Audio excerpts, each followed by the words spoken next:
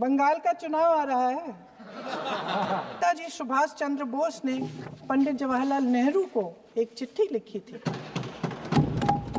जिसका जिक्र आपके प्रधानमंत्री ने नहीं किया। मैं तो नहीं हूं, जनता की प्रतिनिधि हूं, कलाकार तो नहीं हूं।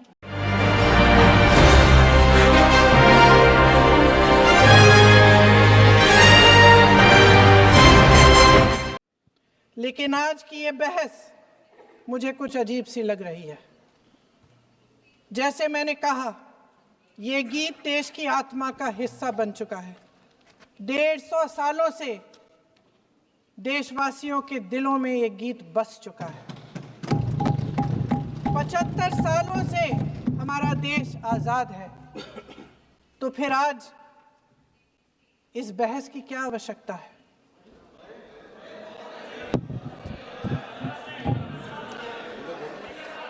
हमारा यहाँ मकसद क्या है? जनता से हमें दिया गया दायित्व, जनता का विश्वास, उनके प्रति हमारी जिम्मेदारी, हम किस तरह से इसका इस्तेमाल कर रहे हैं, हमें ये सोचना चाहिए। क्योंकि अब इस मोड़ पर हम इस सदन में अपने राष्ट्रगीत पर भी बहस करेंगे। आपने बहस मांगी है, आप तो इलेक्टोरल रिफॉर्म्स की बहस नहीं मांग रहे थे कि जब तक हम इस पर बहस नहीं करेंगे तब तक उस पर बहस नहीं होगी। इसकी वजह क्या है? हम आज यहाँ ये बहस क्यों कर रहे हैं? हमारा राष्ट्रगीत है, इस पर क्या बहस हो सकती है? हम ये बहस यहाँ आज 2 वजहों से कर रहे हैं। पहला कि बंगाल का चुनाव आ रहा है, हमारे प्रधानमंत्री अपनी भूमिका निभाना चाहते हैं उसमें। और दूसरी वजह ये है, ये मकसद है, पुरानी मकसद इनकी, अध्यक्ष महोदय, कि जिन्होंने स्वतंत्रता की लड़ाई लड़ी, जिन्होंने देश के लिए बड़ी बड़ी कुर्बानियां दी, उन पर सरकार नए आरोप लादने का मौका चाहती है। देश का ध्यान फिर से जनता के ज्वलंत मुद्दों से भटकाना चाहती है। यही एक मकसद है आपका मकसद है कि हम फिर से उसी अतीत में मंडराते रहें, उसी की तरफ हम देखते रहें जो हो चुका है, जो बीत चुका है। क्योंकि ये सरकार वर्तमान और भविष्य की ओर देखना ही नहीं चाहती, वे इस काबिल ही नहीं रही। सच्चाई ये है अध्यक्ष महोदय कि आज मोदी जी वह प्रधानमंत्री नहीं रहे जो एक समय में थे। सच ये है कि ये दिखने लगा है, उनका आत्मविश्वास घटने लगा है, उनकी नीतियां देश को कमजोर कर रही हैं। और मेरे सत्ता पक्ष के साथी चुप इसलिए हैं क्योंकि अंदर अंदर से वे भी इस बात से सहमत हैं। आज देश के लोग खुश नहीं हैं अध्यक्ष महोदय, परेशान हैं, तमाम समस्याओं से घिरे हुए हैं और उन समस्याओं का हल आप निकाल नहीं रहे हैं। हाँ ठीक है, उसका भी बोल लेंगे, समय आएगा तो उसका भी बोल लेंगे। बल्कि कल समय आ रहा है, चुनाव पे चर्चा होगी, उस पे भी बोलेंगे। अध्यक्ष महोदय, इनके भी अपने लोग दबी जबान में कहने लगे हैं कि सारी सत्ता को केंद्रित करने से देश का नुकसान हो रहा है। इस बीच अगर हम अतीत की बातें नहीं करेंगे तो कौन सी बातें करेंगे? ये किसी और बात के काबिल ही नहीं है, सिर्फ ध्यान भटकाना है जनता का। इसलिए आज हम वंदे मातरम पर चर्चा कर रहे हैं। वंदे मातरम देश के कण कण में जीवित है, इस पर बहस नहीं हो सकती। लेकिन चलिए, आपने बहस मांगी, आप बहस करना चाहते हैं, बहस करते हैं। आज इस चर्चा को प्रधानमंत्री जी ने शुरू किया, उन्होंने भाषण दिया और इसको कहने में कोई झिझक नहीं है कि भाषण अच्छा देते हैं, थोड़ा सा लंबा, लेकिन भाषण अच्छा देते हैं। सिर्फ एक कमजोरी है, अगर आप इजाजत दें तो मैं बोलूं, एक कमजोरी है हाँ उसी पे बोल रहे हैं। वंदे मातरम पे बोलो आप।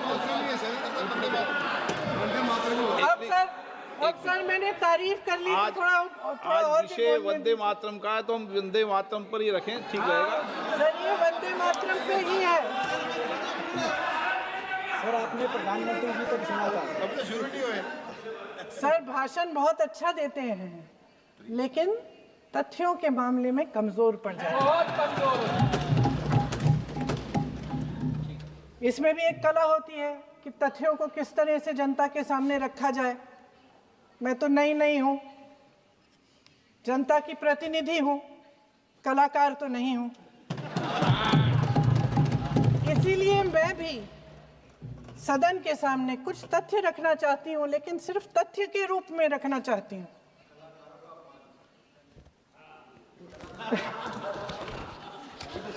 मैं उदाहरण दे देती हूँ। सर मांग रहे हैं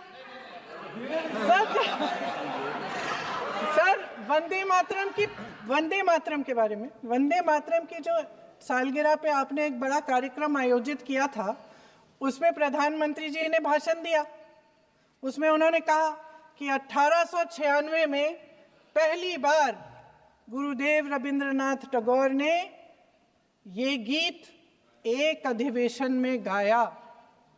उन्होंने ये नहीं बताया कि कौन सा अधिवेशन था। महासभा, हिंदू महासभा का अधिवेशन था, आरएसएस का अधिवेशन था। किस बात से कतरा रहे थे कि ये कांग्रेस का अधिवेशन था। और उदाहरण दूं कि मैं अपना भाषण जारी रखूं। दे रही हूं। जो वंदे मातरम की जो क्रोनोलॉजी है वो भी आप समझिए, जो असली क्रोनोलॉजी है। 1875 में महाकवि बंकिम चंद्र चट्टोपाध्याय ने इस गीत के पहले दो अंतरे लिखे, जो आज हमारे राष्ट्रगीत घोषित हुए हैं, मतलब जो घोषित हुए थे और जिसको हम आज अपना राष्ट्रगीत कहलाते हैं। ये पहले दो अंतरे लिखे 1882 में। 7 साल बाद उनका एक उपन्यास प्रकाशित हुआ, आनंद मठ। उस उपन्यास में यही कविता उन्होंने प्रकाशित की, लेकिन इसमें 4 अंतरे जोड़ दिए। 1896 में कांग्रेस के अधिवेशन में गुरुदेव रविंद्रनाथ टैगोर ने पहली बार ये गीत गाया। 1905 में बंगाल के विभाजन के खिलाफ आंदोलन के समय वंदे मातरम जनता की एकता की गुहार बनकर गली गली से उठा। गुरुदेव रविंद्रनाथ टैगोर जैसे महान स्वतंत्रता सेनानी इस गीत को खुद गाते हुए बंगाल की सड़कों पर उतरे। विद्यार्थियों से लेकर किसानों तक, व्यापारियों से लेकर वकीलों तक, हर कोई ये गीत गाने लगा। इस गीत की शक्ति को समझिए। ब्रिटिश साम्राज्य इसको सुनकर कांपता था और हमारे देशवासी इसको सुनकर वे मन बनाते थे, वे हिम्मत बनाते थे कि इस भयंकर साम्राज्य के खिलाफ सत्य और अहिंसा के नैतिक हथियारों को लेकर शहीद होने की तैयारी करते थे। ये गीत मातृभूमि के लिए मर मिटने की भावना को जगाता है। इस गीत की शक्ति ये है, इस गीत का हमारे देश से जुड़ाव ये है। लेकिन 1930 के दशक में हमारे देश में जब सांप्रदायिक राजनीति उभरी, तब ये गीत विवादित होने लगा। 1937 में, अब ये मैं दूसरा उदाहरण देने वाली हूँ, क्योंकि प्रधानमंत्री जी ने अपने भाषण में इसका उल्लेख किया और गलत किया, इसीलिए मैं इसके जो सच्चे जो तथ्य हैं वो आपके सामने रख रही हूँ। 1937 में नेताजी सुभाष चंद्र बोस कांग्रेस का अधिवेशन कलकत्ता में होने जा रहा था, उसका आयोजन कर रहे थे। तो जो मोदी जी ने पत्र सुनाया सदन में 20 अक्टूबर का, और कहा कि जवाहरलाल नेहरू जी ने नेताजी को ये चिट्ठी लिखी और ये कहा कि इस पर चर्चा होनी चाहिए, उससे पहले 3 दिन पहले नेताजी सुभाष चंद्र बोस ने पंडित जवाहरलाल नेहरू को एक चिट्ठी लिखी थी, जिसका जिक्र आपके प्रधानमंत्री ने नहीं किया। और इस चिट्ठी में सुन लीजिएगा,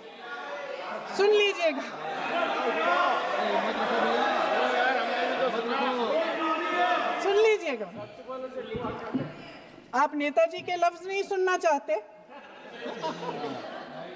बंगाल का चुनाव आ रहा है।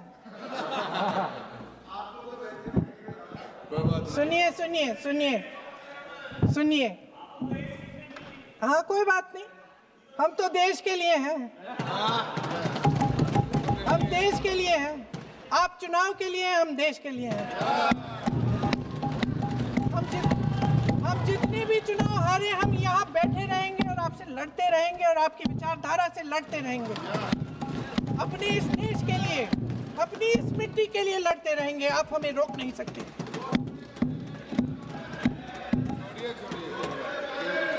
सुन लीजिए सुभाष चंद्र बोस जी ने क्या कहा। सुन लीजिए। My dear Jawahar, reference Vande Mataram, we shall have a talk in Calcutta and also discuss the question in the working committee if you bring it up there. I have written to Dr. Tagore to discuss this matter with you when you visit Santi Niketan. Please do not forget to have a talk with him when you visit Santi Niketan. ये 17 अक्टूबर को लिखी जाती है। 10 अक्टूबर को नेहरू जी इसका जवाब देते हैं और आपके और 20 अक्टूबर को, हाँ ठीक है, 20 अक्टूबर को नेहरू जी इसका जवाब देते हैं। इस जवाब की एक पंक्ति प्रधानमंत्री जी ने सुनाई, बाकी पंक्तियां क्यों नहीं सुनाई? क्योंकि उनमें नेहरू जी क्या कह रहे हैं? There is no doubt that the present outcry against Vande Mataram is to a large extent a manufactured one by the communalists. Whatever we do, we cannot pander to communalists' feelings, but to meet real grievances where they exist. I have decided now to reach Calcutta on the 25th morning. This will give me time to see Dr. Tagore as well as other friends. समझ रहे हैं आप? प्रधान चुप है तो समझ ही गए होंगे। फिर क्या होता है? खबरों को जानने के लिए हमारे चैनल नजफगढ़ मेट्रो न्यूज को सब्सक्राइब कर लें।